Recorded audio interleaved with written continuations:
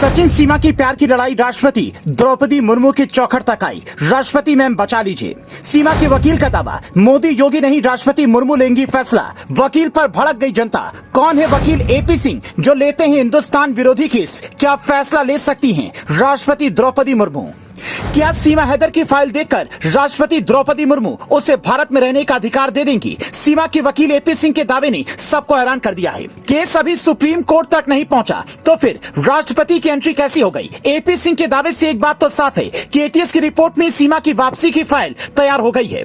इसीलिए supreme court का दरवाजा खटखटाने की बजाय वकील एपी सिंह सीधे राष्ट्रपति द्रौपदी मुर्मू के पास पहुंच गए। एटीएस की जांच रिपोर्ट योगी की टेबल पर पहुंच चुकी है। हालात ये हैं कि अब सीमा और सचिन से आईबी पूछताछ कर सकती है। एटीएस की पूछताछ में दो ऐसे झूठ पकड़े गए हैं जो किसी को हजम नहीं हो रहे हैं। वो दोनों झूठ क्या हैं वो बताएं। उससे पहले सुप्रीम कोर्ट के वकील एपी सिंह का हैरान करने वाला दावा सुनिए। हमारे संवाददाता फोन पर उनसे बातचीत करते हैं, वो हिस्सा सुनिए। देखिए, अभी तक सीमा पार से गोलियां आती थी, अब डोली आई है। लोगों को इस पर परेशानी है, लेकिन सीमा ने सच्चा प्यार किया है। पाकिस्तान से आकर हिंदू धर्म ग्रहण कर नेपाल में हिंदू रीति रिवाज के साथ विवाह किया है। हाँ, उसके पास सब कुछ है, हमारा सब कुछ है, आपको सब कुछ है, सब कुछ है, ठीक है। और ये चीजें अगर आपको अभी शक है तो आप इसका लाई डिटेक्टर टेस्ट, बड़ी से बड़ी एजेंसी जो भी है, पॉलीग्राफी टेस्ट, एनआई से जांच करवा लें। अगर दोषी हो दोषी की तरह कार्रवाई करें।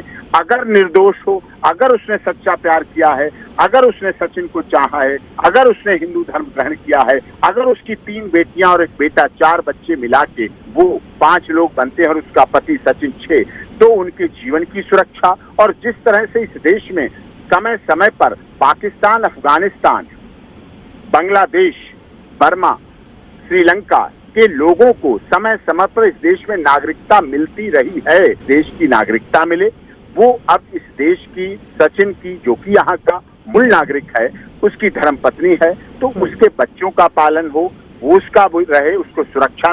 एटीएस को शक है कि सीमा और सचिन की शादी पशुपतिनाथ मंदिर नेपाल में हुई ही नहीं है। सीमा सचिन का दावा है कि पशुपतिनाथ मंदिर में शादी की है, जबकि वहां सिर्फ हिंदुओं की एंट्री होती है। शादी का रिकॉर्ड मेंटेन किया जाता है। सीमा हैदर के भारत का आधार कार्ड नहीं था, पाकिस्तानी पहचान पत्र में सीमा हैदर लिखा था। फिर उनकी पशुपतिनाथ मंदिर में एंट्री कैसे हो गई? सीमा खुद को जासूस नहीं बता रही है तो एटीएस ने वापस भेजने का प्लान बना लिया है। लेकिन वकील एपी सिंह ने राष्ट्रपति का दरवाजा खटखटाकर मामला और बड़ा कर दिया है। क्योंकि सीमा पर जासूसी के आरोप लग रहे हैं, इसीलिए लाई डिटेक्टर टेस्ट या नार्को टेस्ट की जरूरत पड़ सकती है।